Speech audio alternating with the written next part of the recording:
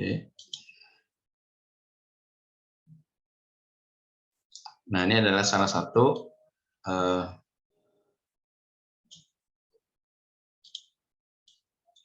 balance scorecard ya, untuk template ya, untuk menentukan KPI. Jadi ini ada empat kelompok ya, empat kelompok yang mana saling terkait ya satu dengan yang lain ya. Ini vision and strategi ya dari perusahaan atau dari dari institusi ya. Kemudian ada 4 blok yang mengelilinginya ya, yaitu dari bidang finansial ya, kemudian operation ya, learning and growth, kemudian juga customer ya. Ya. Jadi bagaimana kita menangani atau melayani ya dari customer ya. Ini ada satu blok tersendiri ya. Kalau operation bagaimana kita menyesuaikan ya, jadi keinginan dari pemilik ya atau yang mungkin stakeholders-nya ya, dengan customer ya.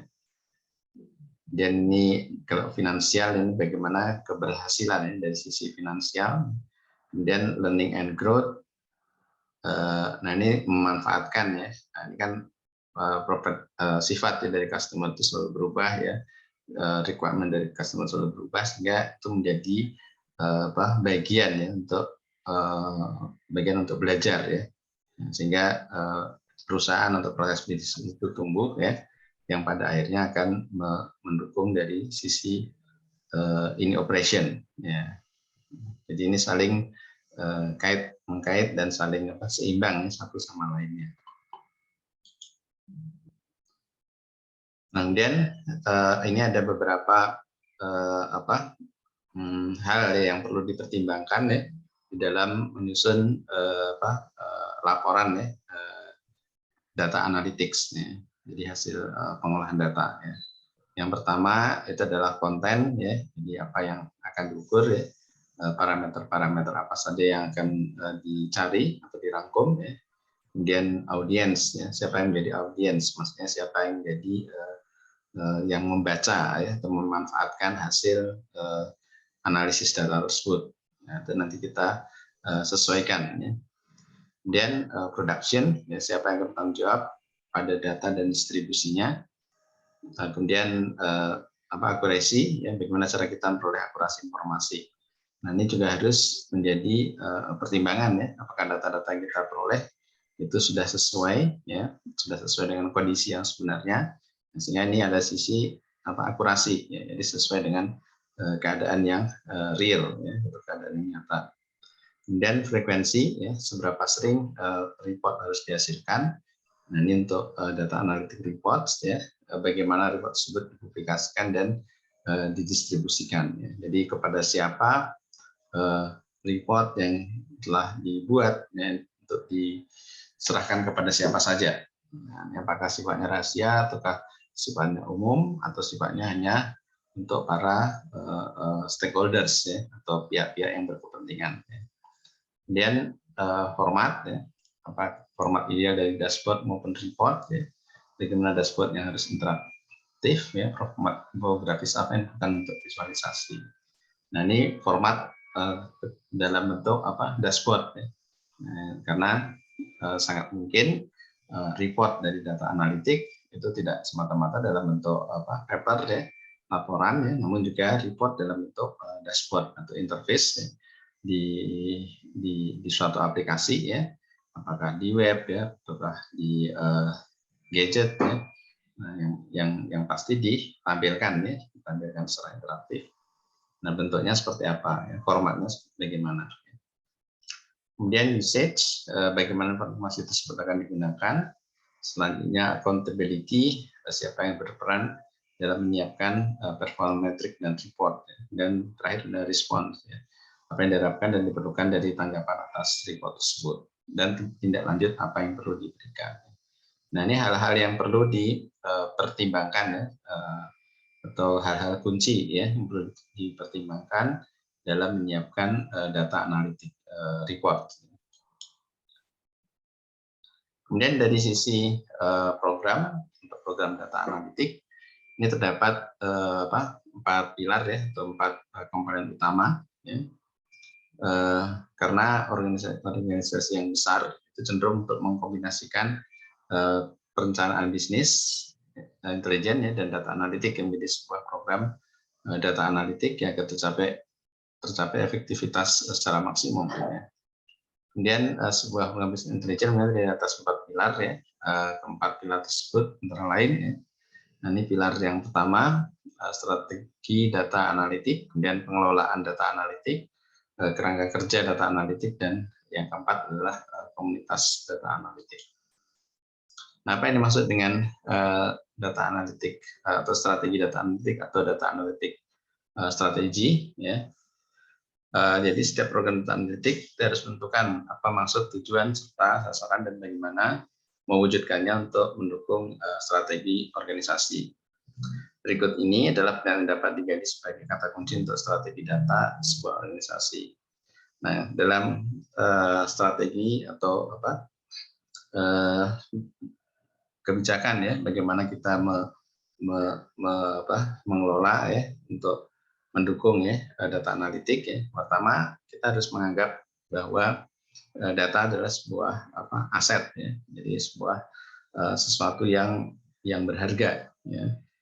Jadi dalam sebuah institusi ya, atau sebuah perusahaan misalkan ya, selama beroperasi menghasilkan ya berbagai jenis data, nah itu harus mulai pertimbangkan ya data-data tersebut adalah data yang berupa hal yang sangat berguna ya, bermanfaat, sehingga dapat kita anggap sebagai sebuah aset. Ya. Contoh sederhana, misalkan perusahaan pertambangan ya, perusahaan pertambangan memiliki pompa ya, memiliki pompa atau mesin mesin yang untuk mendukung ya proses penggalian ya dari bahan-bahan tambang. Ya. Nah itu perlu ya mengetahui karakter ya harian dari mesin-mesin itu. Ya.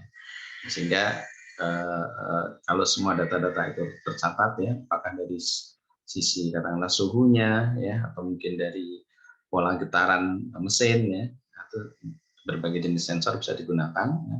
Nah itu semua dikumpulkan, nah itu bisa menjadi sebuah data yang bermanfaat ya. Nah manfaatnya untuk apa? Misalkan untuk proses maintenance ya. Sehingga kita bisa memprediksi kira-kira peralatan atau sistem itu nanti akan perlu di-maintain atau akan diperbaiki atau akan rusak ya. Kira-kira polanya seperti apa ya. Apakah dari sisi getarannya makin tidak teratur ya frekuensinya misalkan ya, atau amplitudenya makin besar misalkan ya. Nah, itu data yang kita ambil dari operasional perusahaan ya, untuk misalkan pertambangan ya. Dan juga hal-hal yang lain ya dari berbagai aspek yang lain. Nah, semua pasti akan menghasilkan data. Nah, ini kalau kita jeli ya, kita manfaatkan data tersebut ya sebagai sebuah aset ya yang nanti akan mendukung proses data analitik. Kemudian data harus dibagi ya, terbuka dan dapat diakses. Namun harus juga bisa dikelola, ya, diamankan serta diproteksi. Ya. Nah, ini data idealnya bisa diakses ya oleh semua pihak. Ya. Namun tetap perlu pertimbangan. Ya. Nah, ini terbuka mungkin yang dimaksud adalah dalam satu institusi yang sama. Ya. Itu sebenarnya lebih mudah untuk mendapatkan akses sehingga bisa bermanfaat mungkin dari bagian lain ya dari sebuah institusi memerlukan data-data tersebut ya. Namun kalau misalkan data tersebut dibawa keluar ya itu maka harus lebih hati-hati ya. Dan data analitik harus memberikan organisasi sebuah posisi strategi yang unik ya dan strategik. Ini untuk strategic lift ya, enabling and niche capabilities ya. Nah, ini dengan mengolah data-data yang ada kita punya hasil olahan yang mungkin sifatnya khas ya, sifatnya tidak ditemukan nih di tempat-tempat lain, ya, sehingga kita punya coverage ya atas manfaat yang diberikan dari hasil data analitik itu sangat sempit, ya, sehingga itu memiliki nilai yang sangat tinggi, ya, karena data yang kita olah itu tidak ditemukan di banyak tempat, ya, mungkin yang khusus untuk kasus-kasus tertentu. Kemudian data harus mengintegrasikan bisnis yang ada dan kita memisahkan. Nah, ini harus salah satu contohnya misalkan dalam hal format, ya. Nah, format data jika ada beberapa bagian, ya, dalam sebuah institusi, ya, memerlukan integrasi data. Nah, ini format, ya, format itu harus bisa diseragamkan, ya. Nah, kalaupun tidak diseragamkan, nah, ada algoritma yang bisa menganggap sama, ya. Ini contoh yang mudah atau yang mungkin yang sering banyak ditemui, katakanlah integrasi data-data kesehatan, ya, dari satu rumah sakit dengan rumah sakit yang lain, ya, yang sama-sama pemerintah, rumah sakit negeri itu pun bisa beda, ya, apalagi dengan rumah sakit yang swasta, untuk mengintegrasikan data kesehatan masyarakat Indonesia misalkan. Nah, itu contoh yang sederhana, misalkan untuk menuliskan jenis kelamin, ya, jenis kelamin kan kalau dari sisi komputer mungkin kita bisa gunakan tipe bulan, ya, 1 dan 0 misalkan. Nah, namun tempat lain belum tentu seperti itu, ya, mungkin disebut sebagai dalam bentuk teks, ya, laki-laki dan perempuan, ya. Nah, di tempat lain juga mungkin beda lagi penyebutannya, misalkan pria dan wanita, ya. Nah, itu kalau itu di data-data tersebut diintegrasikan, ya, nah, itu maka perlu ada algoritma yang menganggap data-data tersebut sama, sebenarnya klasifikasinya sama, namun dituliskan dalam format yang berbeda, yang satu tipe bulan atau mungkin yang lain mungkin pakai kode, ya, 1 dan 2, itu tergantung dari desain sistem masing-masing masing-masing entitas, ya. Nah, sehingga saat diintegrasikan perlu ada penyesuaian. Nah, kemudian yang kedua yaitu data analytics governance, ya, atau bagaimana mengelola data-data yang sudah disimpan, yang sudah dikumpulkan, ya. Nah, ini kita harus mempunyai, ya, kebijakan, ya, dan cakupan pada data analitik tersebut, sehingga dengan adanya kebijakan tersebut, ya, berbagai pertanyaan, ya, terkait dengan pengelolaan data, ya, misalkan apa yang menjadi standar, ya, pada data warehousing dan data manajemen yang lintas perusahaan, yang tadi yang mungkin sempat saya singgung. Dan yang tak kalah penting juga bagaimana panduan security, ya, kebijakan penggunaan serta privasi, ya. Siapa pemilik data tersebut, ya, apakah diperbolehkan untuk menggunakan data dalam keperluan data analitik, ya, kemudian tentukan apa yang jadi batasan, ya. Nah, ini data-data perusahaan yang tadi mungkin contohnya tadi data-data komponen, ya, komponen mesin, ya. Nah, itu kalau itu ingin dimasukkan, ya, ke algoritma data analitik, ya, sehingga kita bisa prediksi peralatan itu akan rusak kapan, ya, atau akan perlu maintenance kapan. Nah, siapa yang diperbolehkan untuk menggunakan data tersebut, ya. Apakah hanya di bagian bagian operasional, ya, atau mungkin di bagian perencanaan, apakah boleh juga, ya, misalkan untuk merencanakan seandainya ada perlu perbaikan, yaitu pembelian peralatan baru. Nanti siapa yang boleh, ya, menggunakan data-data tersebut, ya, data-data teknis, ya. Dan siapa yang memiliki hasil, ya, dari data analitik. Nah, ini menyangkut nanti yang punya itu adalah yang bertanggung jawab, ya, terhadap kualitas, ya, atas isi dari data analitik tersebut, ya. Dan siapa yang akan memiliki hasil turunan maupun pengembangan model yang diperoleh dari data yang kita miliki. Nah, nanti setelah kita jelas siapa yang bertanggung jawab atau siapa yang punya data tersebut, nah, baru kemudian bisa kita manfaatkan, ya, untuk menghasilkan turunan, ya, dari rangkuman data yang sudah kita dapatkan. Dan data analytics framework. Ya. Ini framework terkait dengan aspek teknis ya, bagaimana mengelola data dan tool analitik ya. Hal-hal yang diperoleh dari jawaban pertanyaan berikut ini. Pertama, misalkan infrastruktur apa yang diperlukan hari ini dan kemungkinan di 5 hingga 10 tahun yang akan datang. Dan apa kita perlu untuk membangun infrastruktur ya, cloud ataupun cukup menyimpan data pada virtual cloud yang dikelola oleh pihak ketiga. Nah, ini bagaimana cara kita menyimpan data-data tersebut, ya. Termasuk juga hasil-hasilnya. Ya. Nah, ini harus bisa diprediksi ya di 5 hingga 10 tahun akan datang. Karena jumlahnya tentu akan berubah ya. Ragam datanya juga akan semakin bertambah ya. Kemudian juga sumber-sumber data itu juga mungkin akan makin luas ya. Sehingga perlu dipertimbangkan ya, apakah membuat infrastruktur cloud tersendiri ataupun menitipkan ya di infrastruktur pihak lain ya, yang mana nanti kita perlu membayar ya untuk pengelolaannya ya. Ini bisa dipilih ya, cara pertama atau yang kedua. Nah, kalau pertama membangun sendiri untuk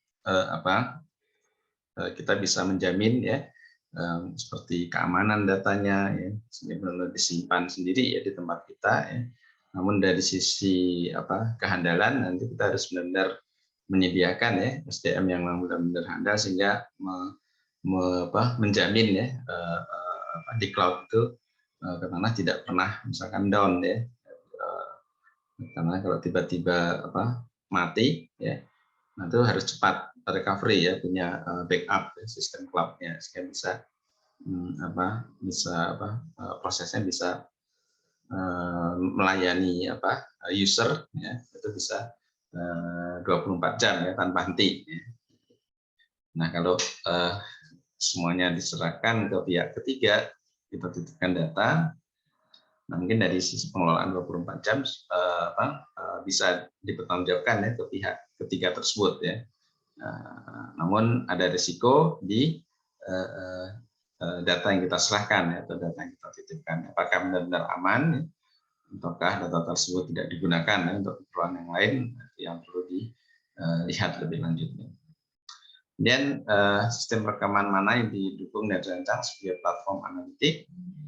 Ini bagaimana cara kita menyimpan ya, formatnya seperti apa ya, apakah disimpan di mana ya.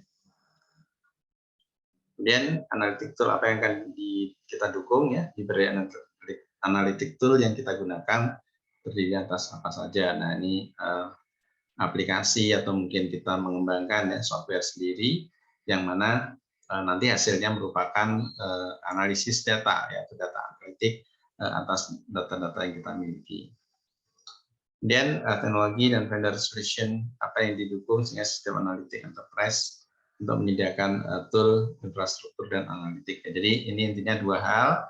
Yang pertama adalah infrastrukturnya ya, dari sisi penyediaan perangkat keras ya untuk menyimpan data tersebut, dan dari sisi algoritmanya, dengan kita memilih algoritma analitik ya yang bisa melakukan analisis ya atas data-data yang sudah kita kumpulkan. Kemudian yang keempat yaitu adalah data analytics community ya. Nah, ini terkait dengan pemenuhan kebutuhan user ya, mengenai harapan mereka dan harapan dari sisi user. Nah, ini kita harus juga mengakomodasi ya. Nah, kita harus mempertimbangkan keinginan user itu seperti apa ya. Nah, karena user yang merupakan yang akan berinteraksi ya secara langsung ya terhadap data-data ataupun terhadap hasil olahan data yang kita buat.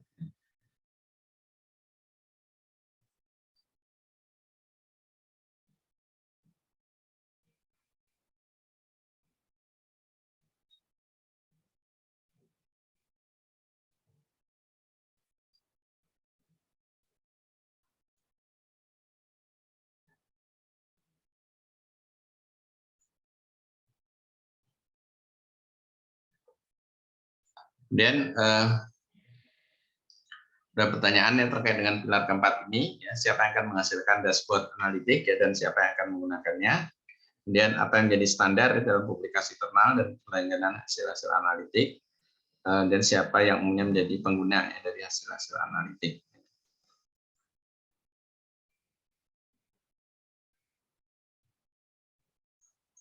Nah ini kita harus mentargetkan ya user yang akan menggunakan itu siapa ya, dan untuk keperluan apa. Ya. Contohnya misalkan aplikasi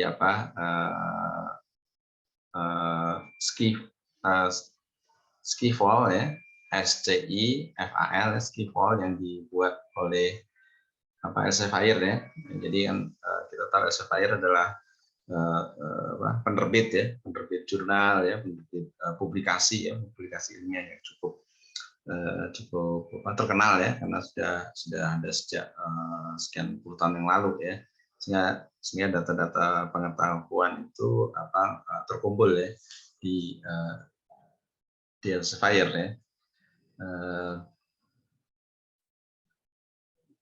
Sehingga Elsevier itu bagaikan perpustakaan raksasa ya, dengan paper-paper yang sudah direview ya mungkin oleh komunitas ilmiah ya, sehingga kualitasnya terjamin ya. Bahkan mungkin kalau dari akademisi bisa ya publish katakanlah publikasi di jurnal Elsevier, nanti sangat bergengsi sekali ya. Sehingga secara tidak langsung pengetahuan yang katakanlah punya kualitas yang tinggi ya, sudah direview dengan komunitas ilmiah yang memang sesuai, nah itu terkumpul ya di sana ya.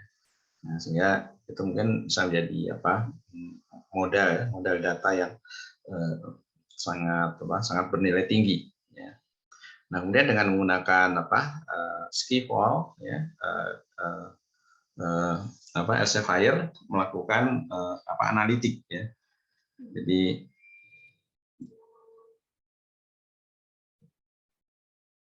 Jadi melakukan analitik, misalkan melihat ya tren riset ya, tren riset di masa yang akan datang ya. Itu melihat dari berdasarkan kumpulan paper-paper ya dari proceeding ataupun dari jurnal yang sudah otomatis terkumpul di Elsevier ya, karena mereka mengolah puluhan ya, ratusan jurnal ya. Sehingga dari data tersebut bisa diolah untuk memprediksi tren teknologi ya, dari berbagai bidang ya, tentunya dari bidang eksakta atau humaniora ya, nanti 10 tahun ke depan atau 20 tahun ke depan topiknya tentang apa. Nah, mereka bisa tahu ya. Kemudian juga dari negara mana saja ya yang memiliki katakanlah bidang AI ya, kecerdasan buatan ya, atau data science ya. Kira-kira dari negara mana saja yang menghasilkan riset mengenai itu. Nah, itu bisa dilihat ya secara langsung ya. Dan kalau ketemu negara-negaranya, negara ini punya kolaborasi ya dengan siapa saja, dengan universitas mana saja yang paling sering ya. Nah, ini data-data seperti ini sangat penting ya, terutama bagi penentu kebijakan ya, kebijakan mengenai kegiatan kegiatan riset ataupun kegiatan terkait dengan pendidikan katakanlah ya, atau teknologi ya, implementasi teknologi di masa yang akan datang ya. Nah, dengan melihat seperti itu kita bisa melihat ya tren teknologi itu kemana ya, dan nanti ujung-ujungnya tentu tren industri katakanlah ya, karena industri kan selalu didukung ya oleh teknologi ya. Jadi sekarang mungkin industri 4.0 ya, 4.0 ya, karena ada teknologinya ya, teknologi 4.0 ya, dengan memanfaatkan data-data ya, sehingga kita bisa mengcustomize katakanlah ya berbagai jenis produk ataupun layanan. Nah, maka hasil analitik yang dihasilkan oleh Skifall itu bisa disesuaikan ya, apakah untuk pembuat kebijakan ya, ataukah untuk para akademisi ya yang memang yang memang bekerja ya di dalam topik-topik tersebut ya. Misalkan kita di bidang sistem informasi ya, ingin melihat sekarang trennya apa sih yang orang pelajari atau orang yang melakukan riset ya di bidang sistem informasi. Nah, itu dengan masukkan keyword information system kalau seperti itu, nah, nanti bisa dilakukan ya analisisnya ya, yang menggunakan Skiffle. Yang mana Skiffle itu berbekal data-data publikasi ya yang disubmit ya ke Elsevier. Nah, demikian kira-kira bagaimana bernilainya ya data-data dari paper tersebut ya.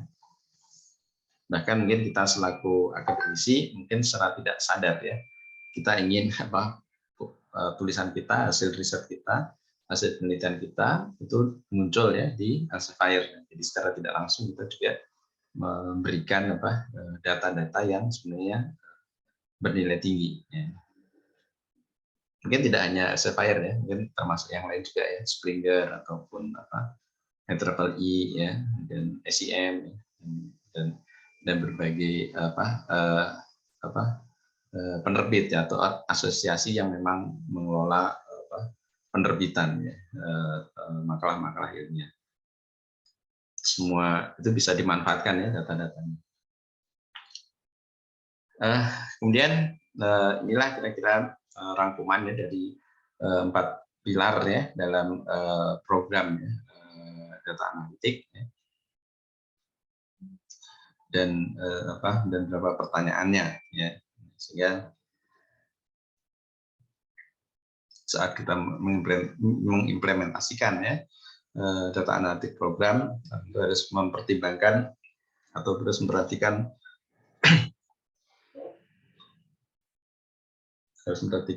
keempat komponen ini.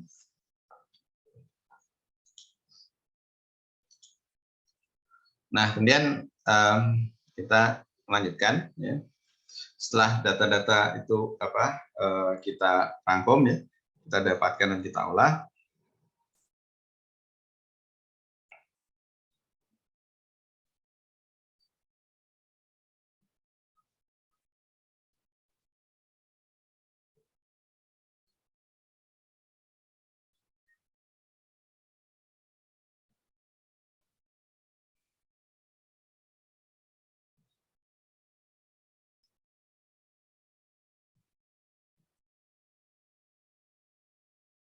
Kita olah, kemudian tiba saatnya kita melakukan visualisasi ya. Dan mungkin pengantarnya.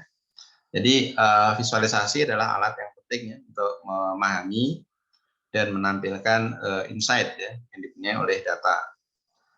Visualisasi yang tepat dapat menggambarkan ide yang utama ya, serta membuka ruang ya untuk pengujian yang lebih mendalam. Visualisasi bertujuan untuk membantu user mempelajari ya bagian-bagian data yang sebelumnya tidak kita ketahui. Semua visualisasi ini berawal dari pertanyaan mengenai suatu data. Jadi kalau kita ingin menemukan ya informasi tertentu atau data tertentu, kemudian bagaimana cara kita menampilkan atau menjelaskan ya bahwa data-data atau hal-hal tersebut yang ditanyakan tersebut dipengaruhi ya oleh beberapa parameter, maka kita bisa buat visualisasinya ya untuk ditampilkan.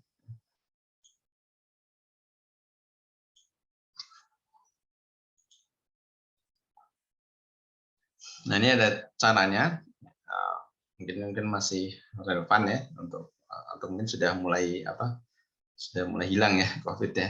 Contohnya misalkan bagaimana kondisi pandemi ya, COVID-19 ya di Indonesia saat ini ya sekarang ya. Nah, untuk melihat menjawab ya pertanyaan ini, maka kita mencoba menguraikan ya, beberapa parameter yang kira-kira mempengaruhi ya, kondisi pandemi. Ya. Nah, jadi persempit ya pertanyaan hingga ditemukan satu terlebih task yang menjawab pertanyaan secara umum.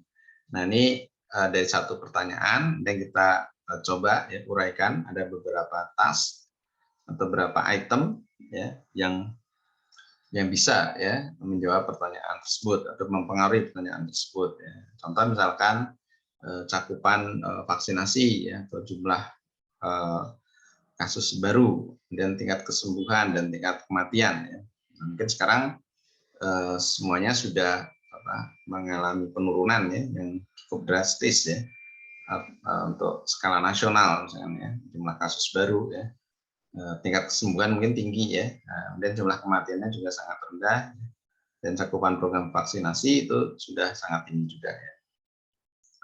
Kemudian dari atas ini kita pilih ya kira-kira mana yang mana bisa menggambarkan ya, itu bisa menjawab pertanyaan di atas. Ya.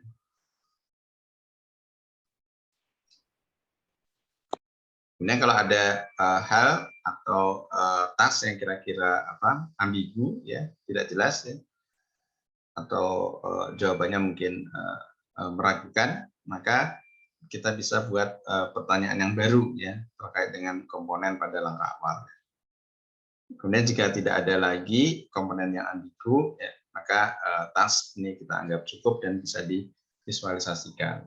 Nah ini misalkan kita pilih 2 ya, atau kita pilih 1 misalkan ya, cakupan vaksinasi. Oh sorry, kita pilih 2 ya, cakupan vaksinasi dan kesembuhan. Ya. Nah, nanti kita coba mapping datanya, ya. Jadi, mungkin per daerah karena seperti itu ya. Kalau daerah yang tertentu ya vaksinasinya rendah mungkin, nah tingkat kesembuhannya juga rendah misalnya. Tapi kalau vaksinasinya tinggi, nah, maka kesembuhannya juga semakin tinggi. Ya. Nah itu bisa dipilih ya kira-kira bagian mana atau task mana yang mungkin bisa dipasangkan ya. Bisa 2 dimensi ataupun 3 dimensi ya, lebih mudah untuk kita visualisasikan ya, atau kita lihat secara visual ya dan grafik apakah 2 koordinat ataupun 3 koordinat ya, yang mana dari hasil visualisasi tersebut nanti kita bisa menyimpulkan ya, membuat kesimpulan. Kemudian untuk pilihan chart ini ada sangat banyak ya. Kita ingin terlebih dahulu ya, kita ingin membandingkan ya, comparison, kemudian kita ingin menggabungkan ya.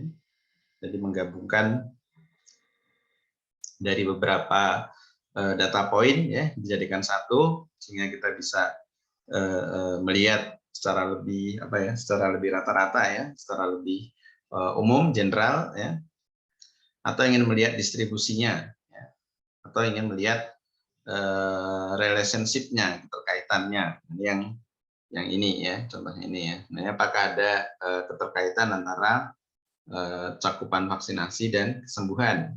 Dengan melihat gambar seperti ini, kita bisa melihat ada kaitannya ya. Jadi kalau cakupan vaksinasinya tinggi, maka tingkat kesembuhannya juga tinggi. Ya.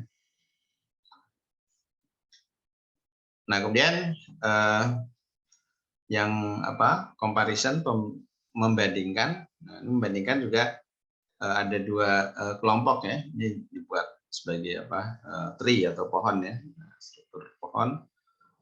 Ada yang antar satu item dengan item yang lain atau membandingkan berdasarkan waktu ya. Nah ini kalau antar satu item dengan item yang lain, kemudian ada 2 variabel ya untuk satu item. Nah, ini caranya dengan menggunakan column chart ya, dengan variabelnya variable width column chart. Ya. Jadi buat kolom, kemudian juga diatur lebarnya. Ya. Jadi kalau makin lebar mungkin makin tinggi. Ya. Sehingga ini ada dua objek ya. Kemudian satu objek diwakili oleh 2 variabel. Sehingga kita bisa membandingkan ya. Nah, ini selain tinggi juga lebarnya. Kemudian one variable per item. Nah, ini satu variabel satu item ada banyak variabel. Nah, kita bisa bandingkan ini. Nah, ini yang itemnya banyak ya, ini itemnya sedikit, dan ini banyak kategori ya, atau banyak sifat. Kemudian yang overtime ada periode yang sangat sangat banyak ya, atau periode beberapa saja ya, atau singkat ya, periode yang singkat. Nah ini kalau banyak ini kita bisa gunakan line chart, ini sudah umum ya, atau cyclical data ya, atau circular area chart. Nah ini kita memperbanyak garis-garis ini ya, untuk memperbanyak area waktu ya, periode. Nah kemudian untuk distribusi, nah ini ada yang single variable, two variables, dan three variable ya, 3 dimensi, 2 dimensi dengan menggunakan scatter chart. Nah ini hampir sama nih ya. Nah, ini sama. Nah, bedanya apa? Nah, mungkin di sini melihat dari sisi kaitannya, bentuk grafik kaitannya, dan di sini melihat dari distribusinya ya. Apakah nanti ngumpul di pojok kiri atas, ini lagi di kanan atas, atau mungkin semua data mengumpul di satu titik tertentu. Kemudian ini line histogram, ini sama dengan yang column histogram. Ya. Kalau line histogram, nilai yang dilihat itu continuous ya. Nah kalau ini per kelompok ya, nah, misalkan ini kelompok usia misalkan ya, kelompok usia 0 sampai 5, kemudian usia 6 sampai 10 ya, 10 sampai 15, 15 sampai 16 sampai 20 dan seterusnya. Jadi per kelompok melihatnya yang 0 sampai 5 ada berapa orang misalkan ya, dibuat sebagai histogram. Nah kalau yang lain histogram garis, dia tidak melihat per kelompok ya, namun melihat nilai yang real ya, yang dihitung atau yang ingin ditampilkan di graf ya, atau di plot ya. Misalkan nilai 1,5 jumlahnya berapa ya, nilai 1,7 ya, jumlahnya berapa frekuensinya, itu sampai detail ya, jadi tidak per kelompok. Kemudian yang composition, nah ini menggabungkan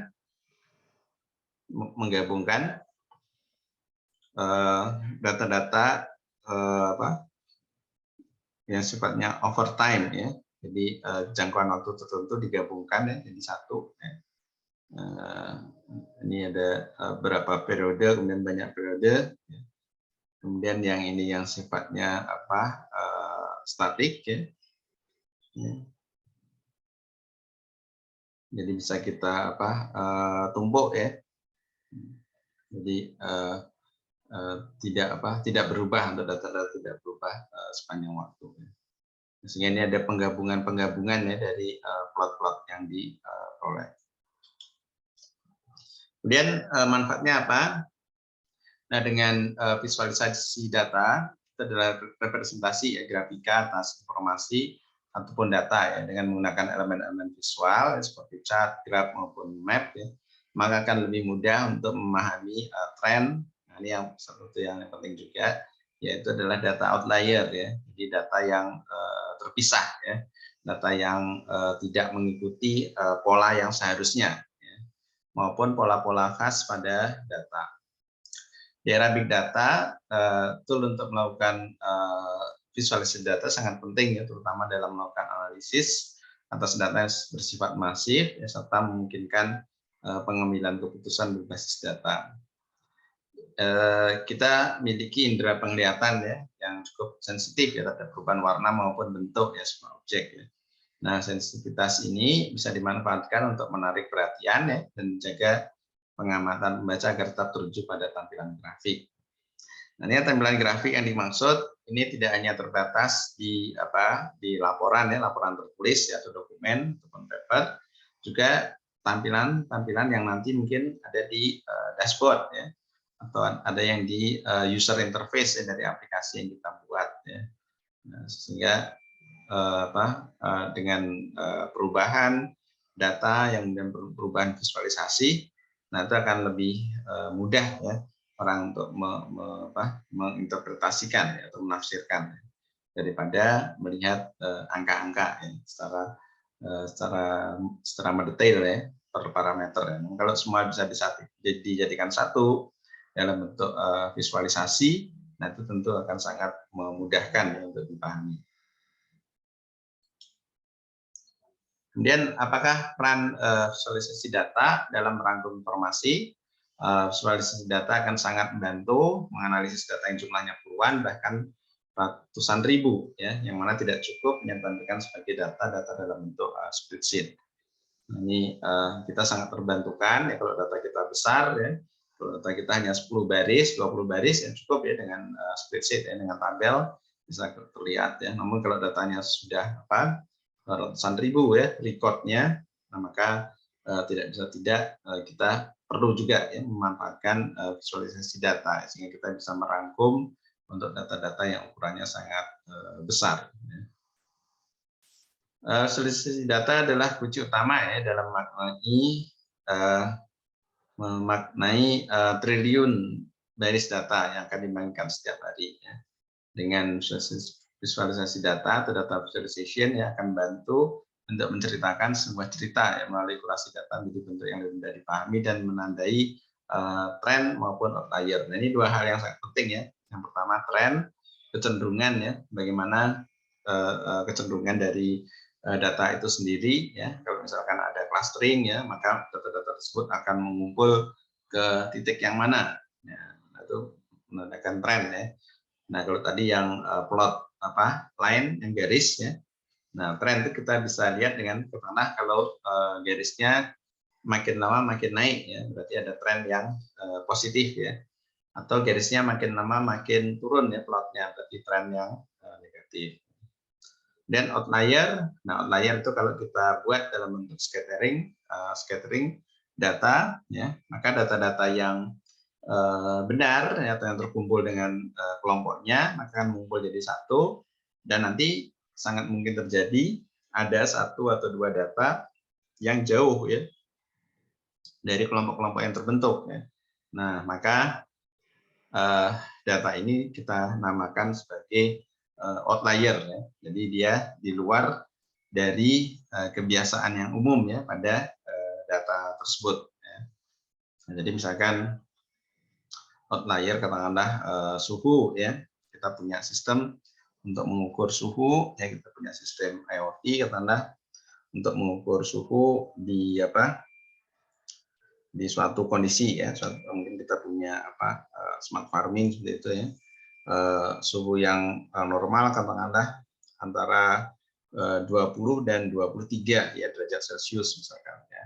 Itu kita pasang sensor di sana, kita amati sistemnya, nah suhu harian sekitar itu ya, 20, 21 ya, 23 ya. Nah, namun tiba-tiba nilai suhu itu berubah ya. Jadi katakanlah mungkin 40 ya. Nah, itu kan jauh ya. Nah, jadi pada waktu tertentu ya tiba-tiba terekam data 40. 40, 39 ya. Dan selanjutnya kembali lagi ke 20, antara 20 dan 22 ya. Nah, sehingga pada nilai-nilai tersebut yang sangat jauh ya dari nilai yang umumnya nanti kita sebut sebagai outlier ya. Ya, demikian juga misalkan kita punya katakanlah CCTV ya. CCTV kemudian kita pasang di tempat yang umum ya, tempat publik ya, misalkan di trotoar ya, di jalan jalan yang utama katakanlah ya. Nah, untuk siang hari biasanya jumlah orang yang lewat itu banyak ya. Ya, mungkin kalau diambil rata-rata mungkin sekitar 1.000 orang yang lewat di area tersebut dalam 1 jam seperti itu ya. Nah, namun tiba-tiba pada jam yang sama pada hari yang lain nilai yang didapat dari sistem sangat kecil ya, mungkin kurang dari 5. Nah, itu berarti itu ada outlier ya. Nah, outliernya harus kita selidiki ya, kenapa tiba-tiba kecil ya pada jam yang sama ya. Nah, umumnya tinggi ya. Nah, misalkan contoh kalau kita lihat di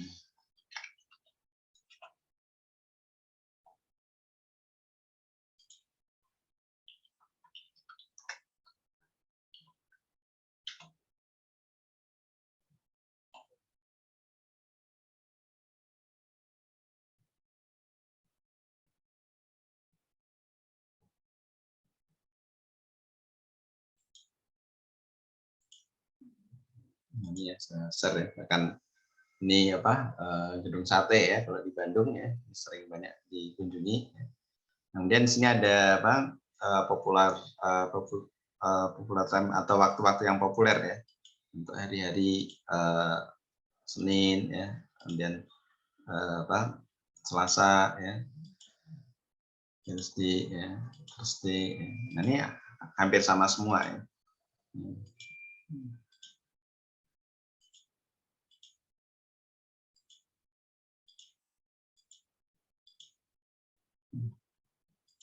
Jadi kalau kita melihat katakanlah mungkin kita kita bandingkan ya di hari sama-sama hari Minggu, kemudian sama hari Senin ya, kemudian di minggu berikutnya ya polanya mungkin sama seperti ini ya. Kalau Senin mungkin merata ya, kemudian kalau hari hari Jumat, nah ini yang agak sore agak naik ya. Kemudian kita bandingkan ke minggu berikutnya kira-kira sama semua itu. Nah berarti ini memang kondisi yang normal ya. Seberapa banyak orang berkunjung ya ke area di gedung sate ya. Nah, namun tiba-tiba pada minggu depannya di jam 12 siang ini tiba-tiba nol di sini. Padahal di hari-hari biasa 12 siang itu cukup ramai ya. Namun tiba-tiba mendekati nol ya, kecil sekali. Nah, itu maka hal seperti itu bisa kita anggap sebagai sebagai outlier ya. Jadi sesuatu yang di luar kebiasaan ya. Sehingga itu bisa dilihat lebih lanjut ya.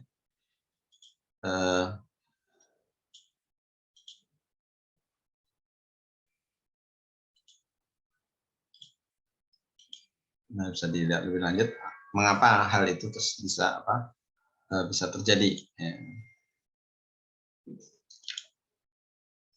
Nah, ini ada beberapa contoh visualisasi data. Jadi sebenarnya visualisasi data itu bukan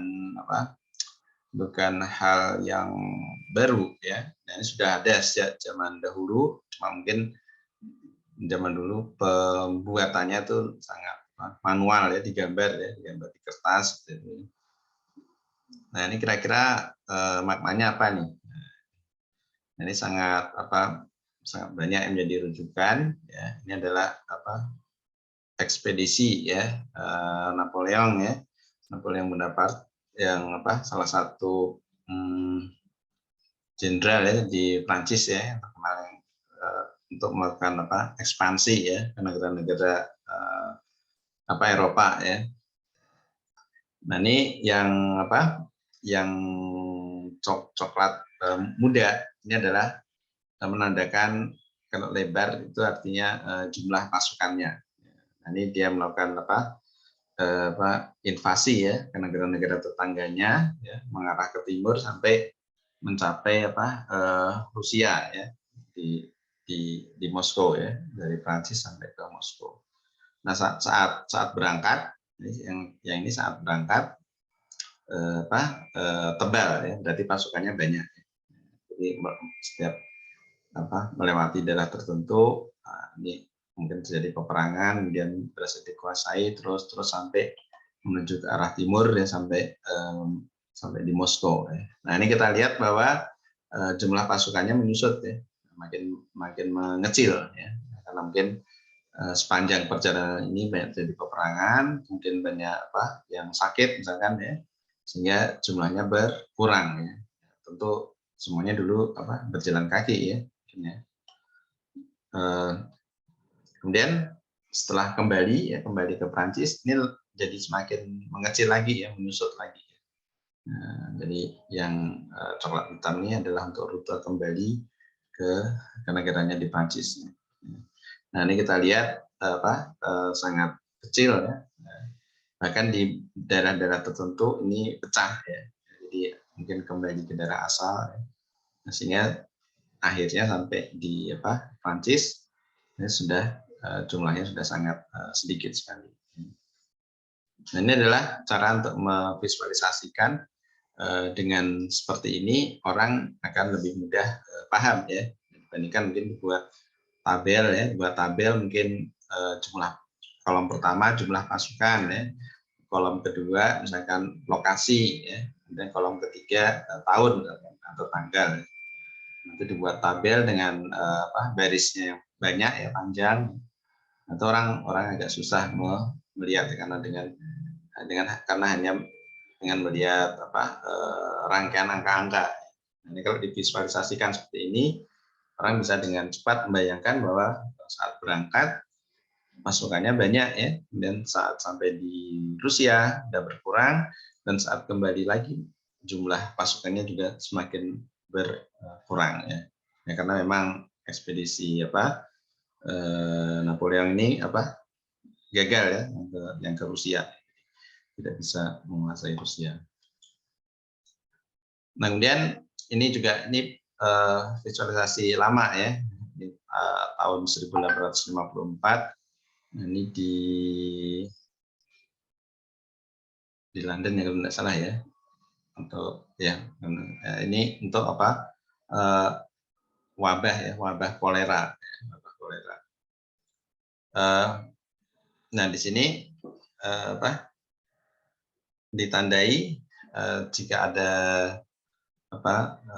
penderita yang cukup banyak itu dengan blok-blok dengan blok hitam lebih tinggi ya. Kalau penderitanya banyak maka bloknya lebih tinggi. Nah, dengan mencatat data-data yang ada, kemudian dibuatkan ya, atau dituliskan ya dalam bentuk peta seperti ini, nah maka orang bisa memperkirakan ya, ternyata yang paling banyak terjadi menderita kolera itu daerah mana saja. Yang pada akhirnya itu bisa menemukan ya, sumber dari penyakit kolera ini. Karena dengan melihat peta ya, jadi selain data yang dikumpulkan juga langsung digambarkan atau divisualisasikan dalam bentuk peta ya. Jadi ini cukup detail ya untuk zaman saat itu ya, zaman saat belum ada Google Map ya, 1454 ya, belum ada kan. Nah, kemudian juga ini visualisasi yang dulu sudah ada, yaitu sejarah dunia. Nah, ini kalau yang kolomnya ini adalah tahun ya, tahun. Kemudian yang arah horizontal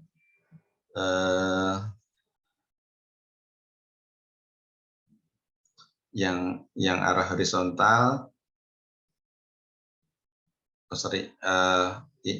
ini yang arah horizontal ini adalah tahun ya, tahun ya. Kemudian yang arah vertikal ya, ini ya. Nah, jadi per baris ya, ini kalau ini per kolom ya, per kolom itu adalah tahun ya, ini per baris itu adalah wilayah yang dikuasai ya. Ini ada Amerika, Afrika, benua Cina ya, daerah Cina ya, dan Italia, Prancis ya, dan seterusnya. Kemudian yang warna-warna ini adalah nama penguasanya ya. Jadi nama penguasanya. Sehingga kalau kita mau membaca ya, misalkan ini yang Romawi ya, yang Romawi dari tahun ini ya, maaf tidak jelas ya, dari batas ini sampai tahun ini menguasai daerah Afrika ya. Dan Romawi juga pada kisaran tahun yang sama dia menguasai daerah Italia, Prancis, Spanyol ya, yang hijau seperti ini. Ini yang kecil-kecil juga ada, ini penguasa-penguasa lokal ya, ini juga digambarkan kecil. Nah, sebelum Romawi siapa yang berkuasa? Nah, ini bisa kelihatan di sini. Ini kerajaan Persia ya. Persia. Nah, kemudian tahun bertambah. Nah, ini Romawi pecah ini ya, ini Romawi pecah, yang tersisa hanya ini ya, jadi yang Romawi yang timur ya, timur, kemudian pecah lagi ya menjadi Yunani ya, dan seterusnya sampai di area sini berganti ya penguasa. Ini Turki ya, kemudian Saraken ya. Nah, ini kerajaan daerah Arab ya, daerah Arabia ya. Nah, ini menggantikan kekuasaan Romawi. Kemudian masuk Mongolia ya, Genghis Khan ya, berganti untuk daerah di sini. Nah, kira-kira seperti itu. Jadi dengan gambar seperti ini, chart seperti ini, kita bisa menceritakan ya banyak hal ya, siapa penguasa pada benua atau region tertentu ya, kemudian pada tahun berapa, dan digantikan oleh bangsa apa atau kerajaan apa. Semua terangkum di dalam chart ini ya. Jadi memang kita harus bisa menarasikan ya, atau menceritakan dari visualisasi ini. Dan dengan visualisasi ini cerita yang cukup banyak itu bisa terangkum ya, terangkum lebih cepat ya. Nah, dan ini juga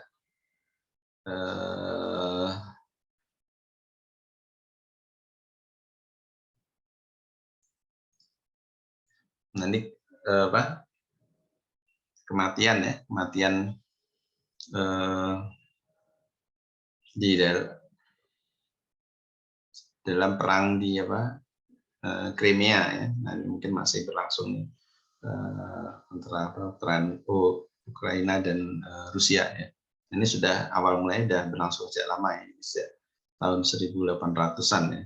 Nah, ini dibuat visualisasinya ya. Jadi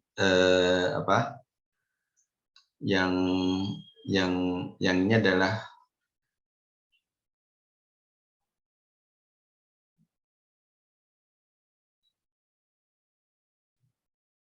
ini adalah jumlah tentara yang meninggal ya. Jadi ada yang meninggal karena peperangan maupun meninggal karena sakit ya. Ini dibuat dalam bentuk juring ya, juring untuk tiap bulan. Jadi satu lingkaran ini dibagi jadi bulan ya. Nah, kemudian makin keluar ya, itu tahunnya makin bertambah. Sehingga lanjutannya dari sini Maret 1885 kan tidak mungkin menutupi ini ya. Nah, dan dipindahkan di sini dan seterusnya.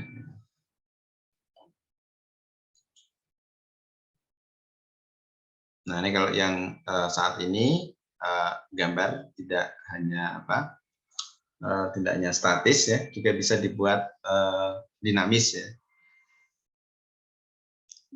Nah, ini perkiraan persentase populasi ya, berdasarkan umur ya, dari tahun 1950 sampai dengan 2060 ini prediksi ya. Nah, ini simulasinya kita lihat seperti ini. Ini kalau di awal-awal 1950 ya, mungkin kehidupan sosial masyarakat ini di Amerika ya, mungkin masih ini ya, masih normal ya. Jadi penduduknya berkeluarga ya, membuat keluarga, kemudian punya anak ya, terus anaknya juga jumlahnya banyak seperti itu ya. Kemudian ada yang tua dan kemudian meninggal ya, sehingga bentuk grafiknya di tahun katakanlah mungkin sebelum 1970 ya, itu bagus ya, jadi distribusinya bagus ya, karena kehidupan sosialnya bagus. Nah, semakin ke sini ya mungkin orang cenderung individualis ya, jadi lebih mementingkan diri sendiri, tidak mau repot kan seperti itu, sehingga jumlah yang usia muda atau anak-anak itu berkurang ya. Sehingga di tahun 2060 itu cenderung rata ya, baik yang laki maupun perempuan ya. Ya, yang idealnya kan mungkin yang usia produktif ya banyak, dan yang anak-anak juga juga lebih banyak gitu ya, dan yang tua kecil ya. Nah di tahun 2060 ini hampir seimbang semua ya. Nah, sehingga kalau ini bentuknya seperti silinder rata seperti ini, nah, tentu yang tengah-tengah ya, yang usia produktif itu bebannya cukup berat ya, karena selain menanggung usia yang masih muda, juga akan menanggung usia yang lebih tua ya. Ya walaupun ini juga mungkin sebagai akibat layanan kesehatan ya, teknologi kesehatan makin bagus ya, sehingga yang usia yang lebih tua juga semakin banyak ya. Nah kalau zaman dulu sedikit, mungkin karena treatment kesehatan juga tidak sebagus sekarang ya, sehingga risiko orang berumur panjang itu juga kecil ya.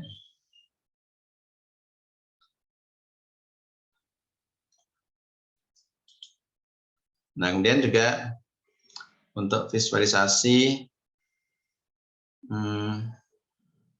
ini untuk melihat pembagian ya, penggunaan anggaran ya.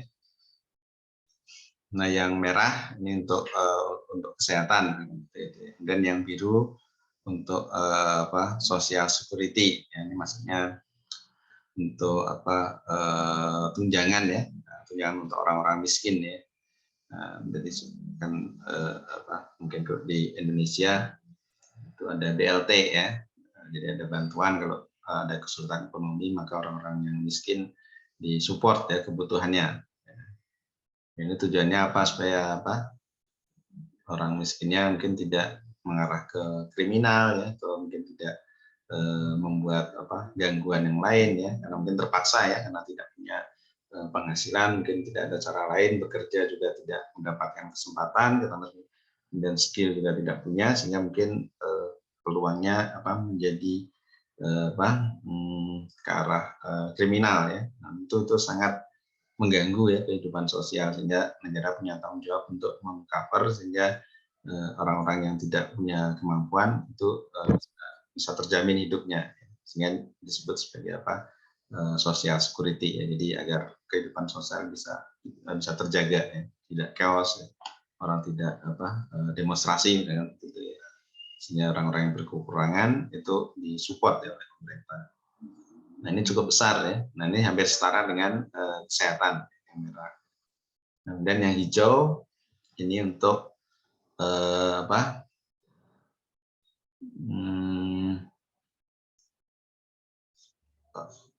bantuan ya.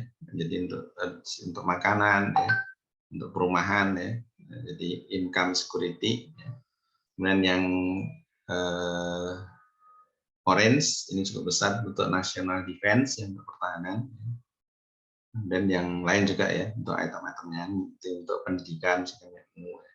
Nah kemudian dari masing-masing warna ini ada kelompok-kelompoknya ya. Misalkan ini healthcare, untuk kesehatan ada untuk yang untuk asuransi untuk anak-anak ya, dan untuk pengobatan.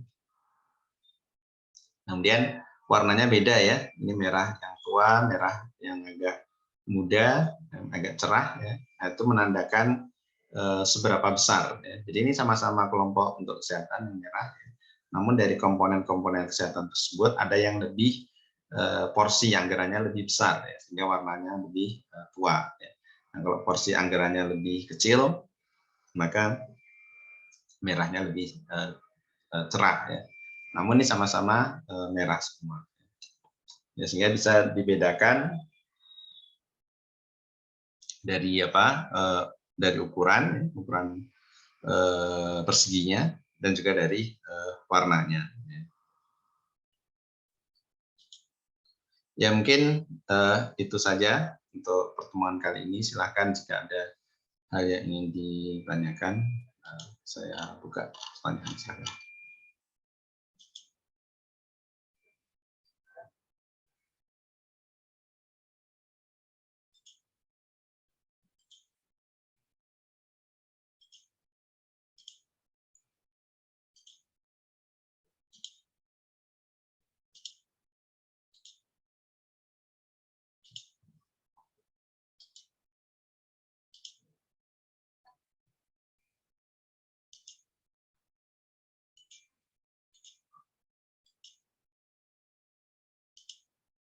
Silakan.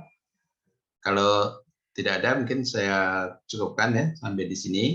Terima kasih atas kehadiran rekan-rekan sekalian. Insya Allah nanti kita berjumpa lagi di hari Jumat ya. Mungkin 2 hari lagi ya. Baik, saya tutup pertemuan kita kali ini. Sekian, terima kasih. Assalamualaikum warahmatullahi wabarakatuh. Selamat malam semua. Waalaikumsalam.